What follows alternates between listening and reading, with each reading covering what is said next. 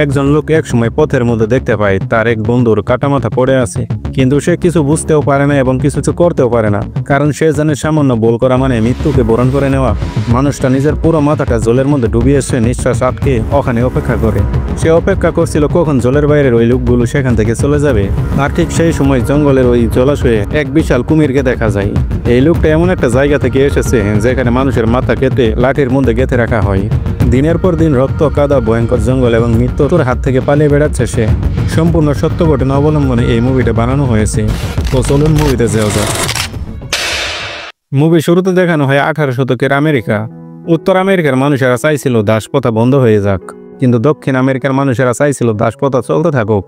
দাসপ্রথা কাদের বলা হতো? কালো চামড়ার মানুষদের পশু পাখির মতো হাটে বিক্রি করা হতো, তাদেরকে দিয়ে কাজ করানো হতো, যৌন নির্যাতন করা হতো এবং কারণে অকারণে তাদের প্রতি প্রচণ্ড অত্যাচার নির্যাতন করা হতো। দেখা যায় দক্ষিণ আমেরিকার লুইজিয়ানা নামের একটা গ্রাম, যেখানে পিটার নামে এই কালো চামড়ার মানুষটাকে মাঠে রাত দিন খাটানো হচ্ছে। তার স্ত্রী এবং সন্তান নিয়ে তারা একটা ছোট্ট করে বসবাস করত। চারপাশে সাদা চামড়ার পাহাড়দার ঘুরে বেড়াচ্ছে, কেউ একটু বিশ্রাম নিলে তাদের পিঠের মধ্যে পড়ে চাবুক। পুরো জায়গাটা ছিল দাসত্বে ভরা, কিন্তু জীবনে স্বাধীনতা ছিল না। একদিন পিটার নিজের পরিবারের সঙ্গে বসে প্রার্থনা করছিল।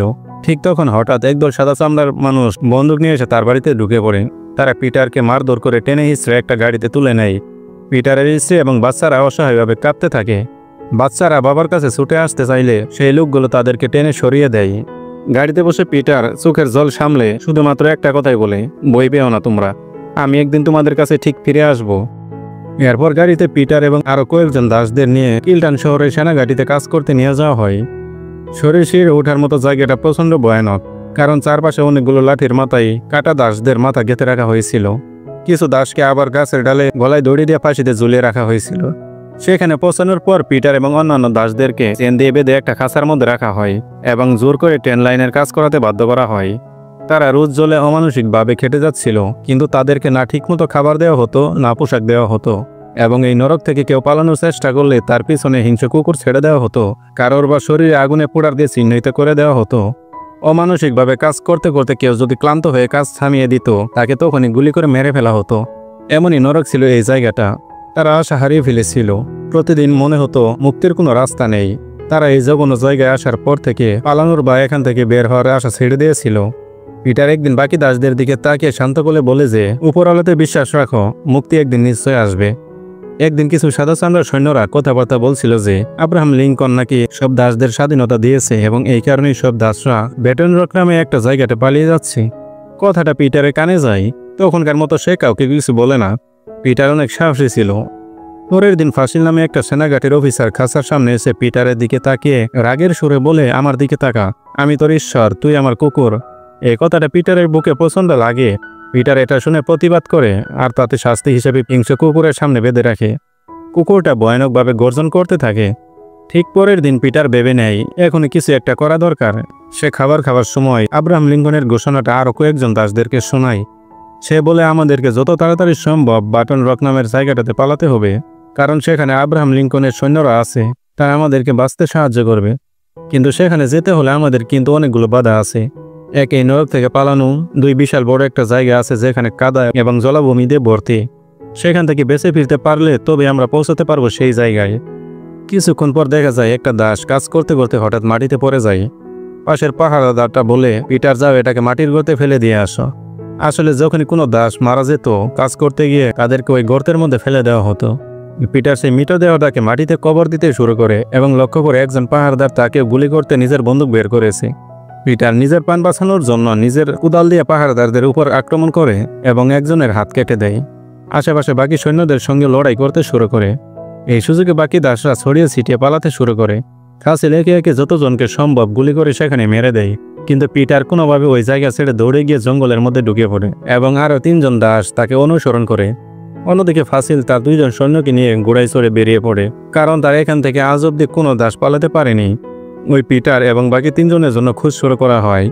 ফাসিলকে দেখা যায় সে নিজের হিংস্র শিকারী কুকুরগুলোকে পিটারের পিছনে ছেড়ে দেয়, যাতে কুকুরগুলো তাকে খুঁজে বের করতে পারে। পিটার এবং আরও 3 জন আরও ঘন জঙ্গলের মধ্যে ঢুকে পড়ে। নিজেদের প্রাণ বাঁচাতে তারা দৌড়াতে থাকে এবং মাঝখানে একটা পুকুর পার করতে গিয়ে সবাই জলে নেমে পড়ে। ওদের মধ্যে একজন জলে নামার আগে কুমির দেখে ভয় পায় এবং দুর্ভাগ্যবশত হিংস্র কুমিরগুলো এসে সোজা তার উপর আক্রমণ করে দেয়। হাসিল সেখানে এসে তাকে জিজ্ঞাসা করে সত্যি করে বলা পিটার কোন দিকে পালাচ্ছে। সে ঠিকমতো জবাব দিতে পারে না, তাই ফাসিল রেগে যায় এবং পিছন থেকে গুলি করে তাকে হত্যা করে মেরে ফেলে। তাকে তখনই দেখা যায় পুকুরের কুমিরগুলো ছুটে এসে নির্দোষ মানুষটার মৃতদেহটা তারা খেয়ে ফেলে। অন্যদিকে পিটারের কাছে বেশি কিন্তু সময় ছিল না। তারা দেখে যে তিনজন একসাথে পালাতে থাকলে মারা যাবে, এই কারণে তিনজনই জঙ্গলের অন্যান্য দিকে পালাতে শুরু করে, এক একজন এক এক দিকে। তাদের লক্ষ্য ছিল যে যেভাবেই হোক আব্রাহাম লিঙ্কনের সৈন্যদের খোঁজা, কারণ একমাত্র আব্রাহাম লিঙ্কনের সৈন্যরাই তাদেরকে বাঁচাতে পারবে। পিটার জঙ্গলের মধ্যে দিয়ে একটা জলাভূমির মাঝে এসে দৌড়াতে দৌড়াতে এক সাদা চামড়া মানুষের বাড়ির কাছে এসে পৌঁছায়। দুর্ভাগ্যবশত সেই বাড়ির একটা ছোট্ট মেয়ে তাকে দেখে ফেলে এবং চিৎকার করে উঠে রানার বলে, অর্থাৎ কেউ পালাচ্ছে। এটা শুনে ফাসিল বোঝা যায় যে পিটার কোন দিকে গেছে। এদিকে পিটারের পা খুব বাজেভাবে কেটে গিয়েছিল। সে সেখানে কোনোভাবে কাপড় বেঁধে সামনের পুকুরে জলের মধ্যে ডুব দিয়ে লুকিয়ে পড়ে। শিকারী কুকুরগুলো ঠিক সেই সময়ে পুকুরের সামনে খোঁজাখুঁজি করছিল, কিন্তু ফাসিল দেখে যে এক ভয়ঙ্কর দৃশ্য। এই পুকুরের মধ্যে কুমির ঘুরে বেড়াচ্ছে।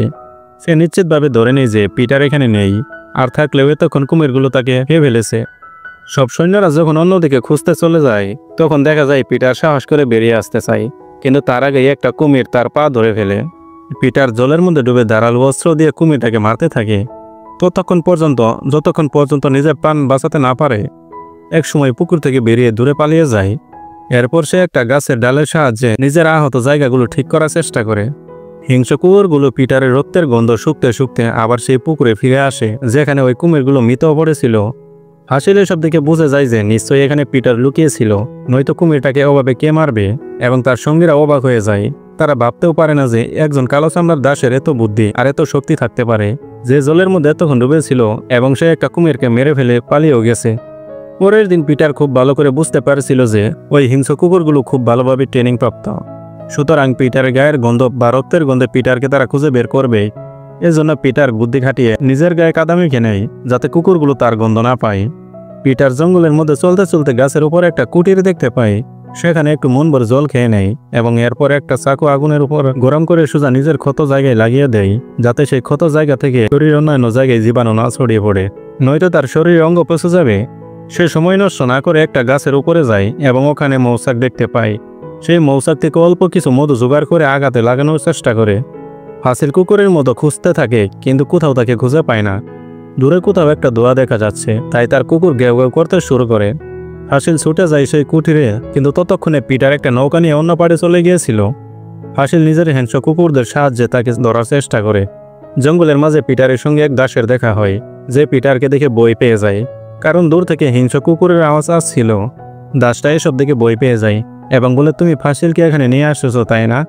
পিটার তাকে শান্ত করে বলে যে, তুমি ভুল ভাবছ, আমি নিজেও এখান থেকে পালানোর চেষ্টা করছি এবং এর জন্যই আমি আমার শরীরে কাদা লাগিয়ে নিয়েছি, যাতে কুকুরগুলো আমাকে খুঁজে না পায়, আর তুমি তোমার শরীরেও কাদা লাগিয়ে নাও, যাতে কুকুরেরা তোমার গন্ধ না পায়। কিন্তু লোকটা পিটারের কথা শুনে না এবং গাছের উপরে উঠে লুকিয়ে পড়ে। তখনই ফাসিলের সঙ্গে সেই কুকুর গাছের নিচে এসে ঘেউ ঘেউ করতে শুরু করে। দুর্ভাগ্যবশত ফাসিল এবং তার সঙ্গীরা ওই লোকটাকে দেখে ফেলে এবং তাকে নিচে নামতে বলে। লোকটা বলে, কিন্তু আমি তো স্বাধীন, আব্রাহাম লিঙ্কন ঘোষণা করে দিয়েছে এখন থেকে কেউ কারো কৃতদাস নয়, আমি তোমাদের কথা শুনবো না, তোমাদের কথা শুনতে বাধ্য আমি নই। ফাসিল প্রচণ্ড রেগে যায় এবং লোকটাকে গাছের মধ্যে গুলি করে মেরে ফেলে দেয়। তারপর তাকে নির্মমভাবে চাকু দিয়ে তার গলাটা শরীর থেকে আলাদা করে দেয়। সে এক ভয়ানক দৃশ্য ছিল। পিটার কিছুটা দূরে গাছের আড়াল থেকে অসহায় হয়ে সবকিছু দেখছিল, কিন্তু কিছু তো করার ছিল না। ফাসিল চলে যাওয়ার পর পিটার বেরিয়ে আসে এবং নিজের সঙ্গীর ওই অবস্থা দেখে প্রচণ্ড কাঁদতে থাকে। পিটারের পক্ষে একা কোনোভাবেই সম্ভব ছিল না নিজেকে বাঁচানো। অন্যদিকে পিটারের স্ত্রীকে ডেকে বলা হয়, এক জায়গায় কিছু দাসের দরকার, তুমি যদি মানা করো তাহলে তোমার মেয়েকে নিয়ে যাব। এবার বলো, তুমি কি আমাদের সাথে যাবে? এই কথা শুনে পিটারের স্ত্রী খুব চিন্তায় পড়ে যায়, কিন্তু সে নিজের মেয়ের কথা ভেবে সে যাওয়ার জন্য রাজি হয়ে যায়, কারণ সে ভালো করে বুঝতে পারছিল যে তার মেয়েকে যদি ওর হাতে তুলে দেওয়া হয় তাহলে এই মেয়েটাকে তারা দর্শন করবে, প্রতিদিন যৌন অত্যাচার করবে। তাই সে নিজে যাওয়ার জন্য রাজি হয়ে যায়। পরের দিন পিটারের স্ত্রী নিজের মেয়েকে তুলোর কারখানায় নিয়ে যায় এবং বলে, একদম ভয় পেও না, তুমি তুলোর যন্ত্রটা চালাও। পিটারের স্ত্রীকে দেখা যায় হঠাৎ করে জ্বলন্ত যন্ত্রের মাঝখানে নিজের পুরো হাত ঢুকিয়ে দেয় এবং বিরাট কষ্টে চিৎকার করতে থাকে। সে আসলে চায়নি নিজের মেয়েকে ছেড়ে অন্য কোনো জায়গায় কাজ করতে যাওয়ার জন্য, তাই সে নিজে ইচ্ছে করে নিজের শরীরে এমন ভয়ানক আঘাত করে যাতে তার শরীর এতটাই ক্ষতিগ্রস্ত হয়ে যায় যে যাতে তাকে অন্য কোথাও নিয়ে যাওয়া হয় না, কারণ সে আর কাজ করার মতো অবস্থায় ছিল না। পিটার দেখে অনেকগুলো ঘোড়া দৌড়ে পালাচ্ছে এবং দূরে ভয়ঙ্করভাবে আগুন লেগে গেছে। পিটার গিয়ে দেখে যে সাদা চামড়া লোকদের বাড়িতে আগুনটা লেগেছে, যেখানে ওই বাচ্চা মেয়েটা পিটারকে দেখে রানার বলে চিৎকার করছিল। আশেপাশে সবাই মারা গেছে। পিটার বাড়িতে ঢুকে পড়ে এবং টেবিলে থাকা খাবারগুলো নিজেই খেতে শুরু করে। একটা মানুষ কতটা মানসিকভাবে নিজের শরীরে ক্ষতিগ্রস্ত হয়েছে যে একটা বাড়িতে আগুন লেগেছে, কিছু মৃতদেহ পড়ে আছে, আর সে সেখানে সেই মানুষটা খাবার খেতে শুরু করেছে। হঠাৎ সে দেখে সেখানে একটা কালো চামড়ার বাচ্চা অদমিত অবস্থায় পড়ে আছে। হয়তো সেই বাড়ির চাকর ছিল। পিটার তাকে বাড়ির বাইরে এনে সুস্থ করার চেষ্টা করে, কিন্তু হঠাৎ পেছন থেকে ফাসিলের এক সাথী তাকে ধরে ফেলে এবং ঠান্ডা গলায় বলে যে ওটাকে আমার কাছে ছেড়ে দাও, ওটা এমনি মারা গেছে। বাচ্চা মেয়েটা পিটারকে একটা যিশুর ক্রস দিয়ে সেখানে মারা যায়। পিটার খুবই কষ্ট পায়, কিন্তু সে প্রচন্ড রেগেও যায় এবং সেই ক্রসটা দিয়ে সেই ফাসিলের ওই লোকটার উপর হামলা করে দেয় আর তার বন্দুক নিয়ে আরেকটা সঙ্গীকেও মেরে ফেলে। এরপর পিটার তাড়াতাড়ি জঙ্গলের মধ্যে পালিয়ে যায় এবং ফাসিলের কুকুরগুলোকে গুলি করে মেরে দেয়। সে দৌড়াতে দৌড়াতে পরের দিন সকালবেলায় একটা নদীর পাড়ে এসে পৌঁছায়, যেখানে অনেকগুলো মৃতদেহ পড়েছিল আর দূরে গুলির আওয়াজ শোনা যাচ্ছিল। পিটার বোঝা যায় এই গুলির আওয়াজ আব্রাহাম লিঙ্কনের সেনাবাহিনীর থেকে আসছে। এতদিন ধরে এত কষ্ট করে জঙ্গল, কাদা, জলাভূমি পার করে শেষ পর্যন্ত পিটার স্বাধীনতার একদম দোরগোড়ায় এসে পৌঁছেছে। কিন্তু দুর্ভাগ্যবশত ফাঁসির গোড়ায় করে ছুটে আসে এবং পিটারকে ধরে ফেলে। তার মাথায় বন্দুক ধরে বলে, এক কাজ কর, আমার কাছে প্রাণের ভিক্ষা চা, কারণ আমি তোর ঈশ্বর। পিটার তার কথার কোনো উত্তর দেয় না এবং ফাঁসির গুলি করার আগে উল্টো তাকে কেউ যেন পিছন থেকে গুলি করে মেরে দেয়। ফাঁসির সোজা পিটারের কুলে পড়ে যায় আর পিটার তখন তার দিকে তাকিয়ে বলে যে, না, তুই আমার ঈশ্বর না। এবার প্রশ্ন হলো, ফাসিলকে কে মারলো? আসলে ফাসিলকে আব্রাহাম লিঙ্কনের কিছু কালো সৈনিক গুলি করে মেরে দিয়েছিল। তারা এসে পিটারকে বাঁচায় এবং সেনাবীরে নিয়ে যায় এবং চিকিৎসা করে কিছুটা সুস্থ করে। আশেপাশে এরকম অনেক কালো চামড়ার দাস ছিল, যারা অনেক দিন ধরে কিছু খায়নি, শুধু রাত দিন সাদা চামড়ার মানুষদের জন্য খেটেছে। তাদের এতটাই কষ্ট যে তারা মানুষ হয়েও মানুষের মতো জীবনযাপন করছিল না। পিটার সুস্থ হওয়ার পর তাকে এক সাদা চামড়ার অফিসারের কাছে নিয়ে যাওয়া হয়, যেখানে সব দাসরা নিজেদের নাম, বয়স এবং কার অধীনে কাজ করত তারা সেগুলো জানাচ্ছিল। পিটার এটা দেখে বিরক্ত হয়।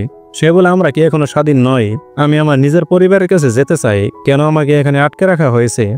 অফিসার বলে, যুদ্ধ এখনো শেষ হয়নি, তুমি ইউনিয়নের সেনাবাহিনীতে যোগ দাও এবং নিজের স্বাধীনতার জন্য যুদ্ধ করো। পিটার না চাইতেও মেনে নেয় এবং তারপর তাকে আরো দুজন সাদা চামড়ার ব্যক্তি তার ছবি তুলতে নিয়ে যায়।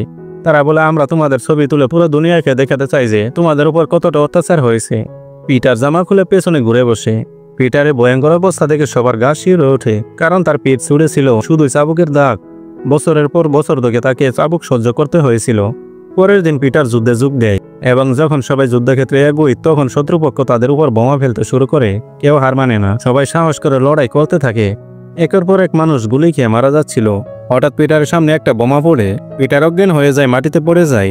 জ্ঞান ফেরার পর সে দেখে রক্তে ভরা জলের উপর সে শুয়ে আছে আর তার পাশে একটা সৈন্য ব্যথায় প্রচন্ড কাঁদছে। পিটার কোনোভাবে তার কাছে যায় এবং সে দেখে যে সৈন্যটাও মারা গেল। পিটার প্রচন্ড রেগে যায় এবং সে চিৎকার করে সাথে সাথে জুট বেঁধে সোজা শত্রু দলের উপর হামলা করে দেয়। তাদের নিজেদের দলের অনেকেই মারা যায়, কিন্তু তারা সাহস করে শত্রু দলকে মেরে দিয়েছিল এবং সেই যুদ্ধটা তারা শেষ পর্যন্ত জিতে যায়। এরপর তারা একসাথে নিজেদের গ্রামে ফিরে আসে এবং সব সাদা চামড়ার অত্যাচারীরা যারা এতদিন পর্যন্ত কালো চামড়ার মানুষদেরকে অত্যাচার করছিল তাদেরকে মেরে ফেলে। পুরো গ্রাম জানতে পারে যে তারা এবার স্বাধীনতা পেয়ে গেছে। সবাই খুশিতে মেতে উঠে নিজেদের পরিবারের সঙ্গে দেখা করে।